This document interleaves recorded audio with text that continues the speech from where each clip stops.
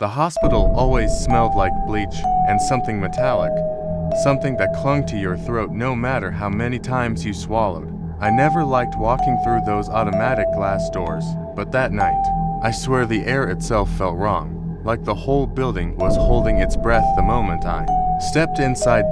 It was around 1:40 a.m. when they brought in a patient, someone the nurses whispered about, before his stretcher had even rolled through the hall. I was just there to visit my cousin, who had been admitted earlier that day. I shouldn't have even crossed paths with that patient, but fate, or whatever monster was crawling through that hospital that night, had other plans. I was waiting for the elevator, staring at the flickering ceiling light, when his stretcher passed behind me.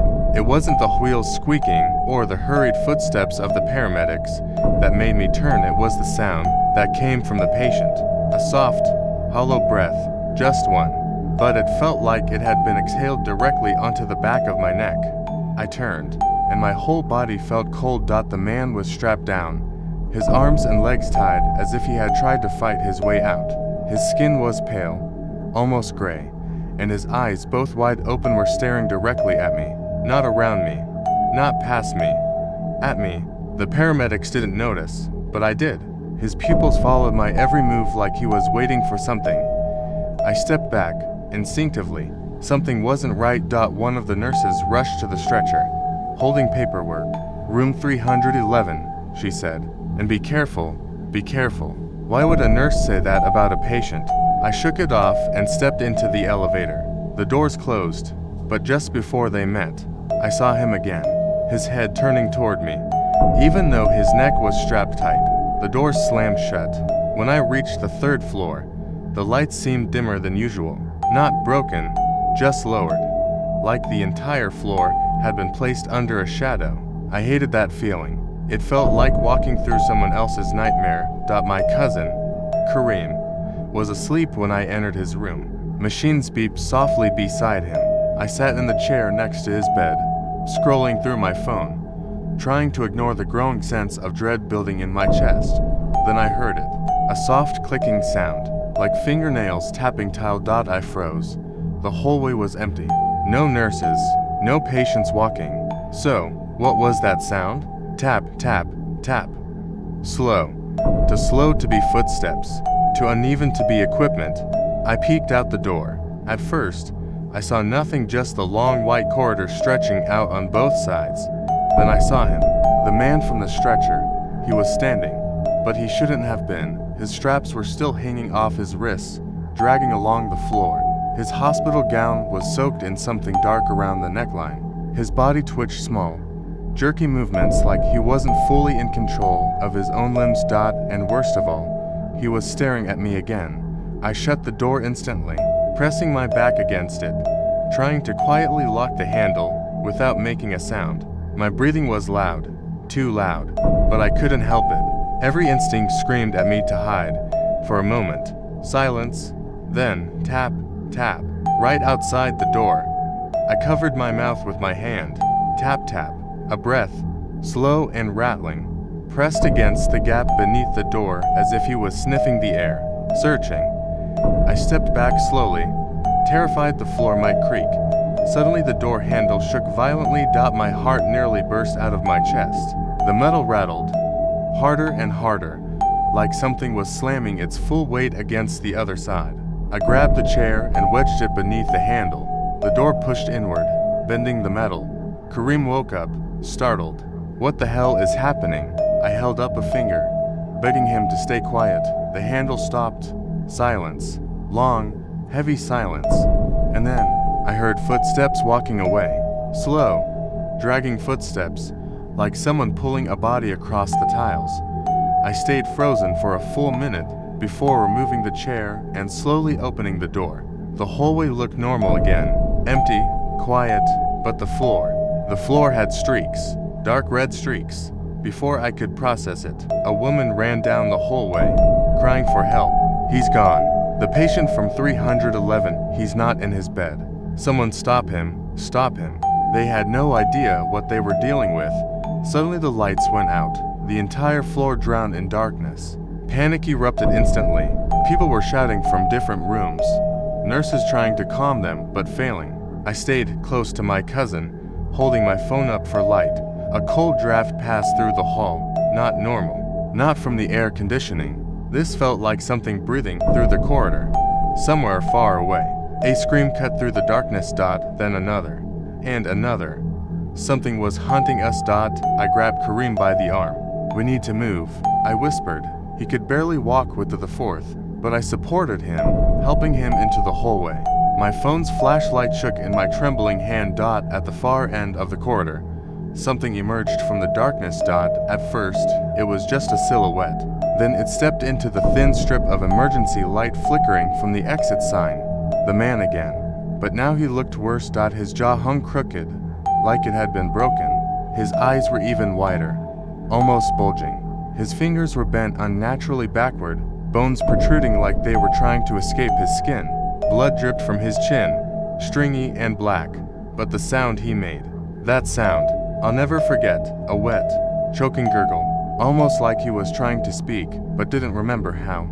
He lifted his hand and pointed directly at us. Then he started walking, not running. Walking, slowly, deliberately, like he knew we couldn't escape. We turned and moved as fast as we could toward the emergency stairs. My cousin stumbled, nearly falling, but we reached the stairwell and shoved the door open. But the stairs weren't empty. 3 nurses were lying on the steps and moving heads tilted at odd angles. Their eyes were open, frozen in terror. Kareem gasped, "We can't go down there." A sound echoed behind us, the stairwell door creaking open again. He was coming. I grabbed Kareem again. "Upstairs, go." We climbed to the 4th floor. Each step felt heavier, like something was pulling us back. When we burst through the 4th floor doors, the entire atmosphere felt different. Cold. Too cold. Then I saw something that froze my blood. Every room on that floor, every single one, had patients standing silently at their doors, their heads turned toward us in unison. Not slowly, sharply, too sharp for human necks. Their eyes were empty, no pupils, just white, and they all whispered the same thing at the same time. "He's coming." Before I could process it, footsteps echoed from the stairwell again. The man stepped out, but now he wasn't moving alone. The shadows behind him, real shadows, peeled away from the walls and stretched toward him. They wrapped around his feet like black smoke, lifting him slightly off the ground. He glided toward us. Not walked, glided. The patients in the hallway didn't move, didn't blink, just kept whispering, "He's coming, he's coming, he's coming." We ran. I don't remember half of what happened next. All I remember is bursting into a supply room and slamming the door. My cousin collapsed, breathing heavily. I held the door handle as tightly as I could, feeling it tremble under my grip. Something scraped the door slowly, like nails being dragged along the wood. Then it stopped. A voice whispered through the crack beneath the door, "You saw me." It wasn't human. It wasn't even close. My heart stopped. Then it whispered again, this time right into my ear. "Even though no one was inside the room with us, and I can see you." The light in the room flickered violently. The shadows stretched, reaching for us. Kareem screamed as one nearly touched his foot. I hit the emergency button on the wall, repeatedly slamming my fist against it until finally, alarms blared through the entire building. The shadows recoiled instantly, disappearing like smoke blown away by wind. The door burst open, not from him, but from security and nurses rushing in. When they saw us shaking, crying, pale, they didn't even ask questions. They dragged us out, rushing the entire hospital into evacuation. But as they escorted us down the hall, my eyes drifted to room 311. Its door was wide open. The bed was empty. The straps were torn. And on the wall, written in something dark, were the words, "He's still here." We were taken outside, but as I stepped onto the cold pavement, something made me look up at the windows of the hospital. And there he was. Standing in the 4th floor window. Smiling. His head tilted unnaturally, and his eyes were still locked on me. As if he wasn't finished. As if he was waiting for the night I'd have to come back.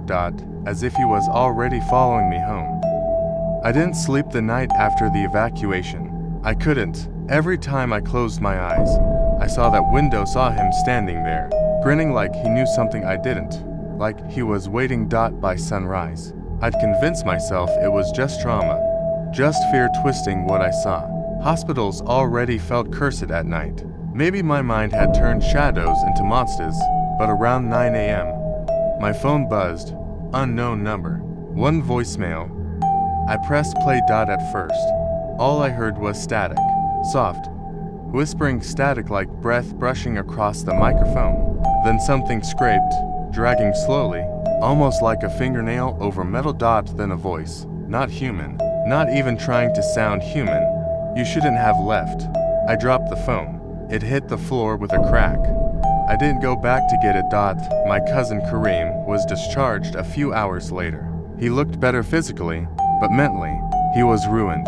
His eyes kept scanning every corner of the hospital's temporary tent area, like he was expecting something to crawl out of the sunlight. When we finally got outside, away from the tents and chaos, he whispered. He followed us. I feel him behind my shoulder. I wanted to tell him he was wrong. I wanted to tell him it was trauma, but I felt it to the weight of someone's gaze pressing into my spine. That night, when we reached home, things didn't feel right. The house was colder than usual. Not winter cold, grave cold. Air that felt like it came from somewhere underground. Somewhere where light doesn't exist. As soon as I opened the door, it happened. Every light in the house flickered at the same time. Then the hallway light died completely. We stepped inside carefully, trying to laugh it off, but our footsteps sounded too loud. The room's too empty, like the house was hollowed out from the inside. I turned on the living room lamp. It flickered twice, then steadied. And that's when I noticed it. The couch cushions were displaced.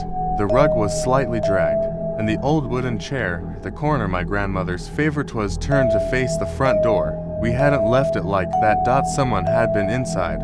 Kareem whispered. He's here. I wanted to deny it, but my phone rang again, this time from across the room where it had automatically connected to my home Wi-Fi. The cracked screen lit up. Unknown caller. My hands shook as I answered, breathing a long inhale. Then, turn around. I froze. Every nerve in my body burned. Kareem clutched my arm, whispering, don't listen, don't look. But the voice on the phone grew deeper, more distorted. I said, turn around. The lamp flickered again. Something moved behind us. A shift in the air, a weight settling into the room. Slowly, very slowly, I turned. I wish I hadn't. He was standing in the hallway. The hospital gown was torn, dripping. His limbs twitched at unnatural angles, bones pressing against his skin like they wanted to break out. His jaw hung open wider now, far wider than a human jaw should. But his eyes weren't eyes anymore. Empty sockets, hollow, black. Yet somehow, I felt him looking straight into me. He took one step forward, and the floor creaked under him even though he didn't walk like a person. It sounded like something crawling inside the walls. Kareem screamed and bolted into the kitchen. I stumbled back, my back hitting the couch. The figure tilted its head, crackling sounds breaking from its spine. You saw me, it rasped, voice echoing like multiple voices layered together. I tried to run, but the lights went out again, every bulb in the house bursting at once like glass rain. In the pitch black darkness, I only heard footsteps circling me. Slow, deliberate. He wasn't rushing. He wanted me to feel him getting closer. I crawled across the floor, my hands hitting broken glass, furniture, anything I could use to feel the room. Every breath felt colder, like the air was being sucked out. Then something touched my ankle. Cold fingers. Too many fingers. I kicked, scrambling away. But those fingers wrapped tighter, dragging across my skin like claws. Suddenly, a loud metal clang echoed the fire extinguisher from the kitchen. Kareem swung it again, smashing it into the shape in the dark. The grip on my ankle loosened. The figure stumbled, hissing an inhuman, choking hiss that vibrated through the room. Get to the door, Kareem yelled. We ran blindly, slamming into walls, tripping over furniture until we felt the cold metal of the doorknob. We burst out into the street, gasping for air. The neighborhood was completely still. A few lights flickered on as neighbors peeked through curtains, confused by our screaming. But behind us, inside the doorway, Our house remained pitch black even though every other house on the street glowed with warm yellow light. In that dark doorway, something moved, a tall silhouette. Then two, then three, shadows, stepping out of the walls, one whispering voice, then two, then dozens. You saw him, you saw him, you saw him. The voices merged until they became one low, bone-rattling growl. I grabbed Kareem. We can't stay here. We ran down the street, barefoot, bleeding, terrified, but halfway down the road, I felt it again, that same cold breath, on the back of my neck. I turned. He was standing under the streetlight. The empty sockets, the broken jaw, the twitching limbs. Only this time, he wasn't alone. Every shadow from our house, every crawling shape was gathering behind him, forming something bigger, something wider, something like a living darkness trying to take shape.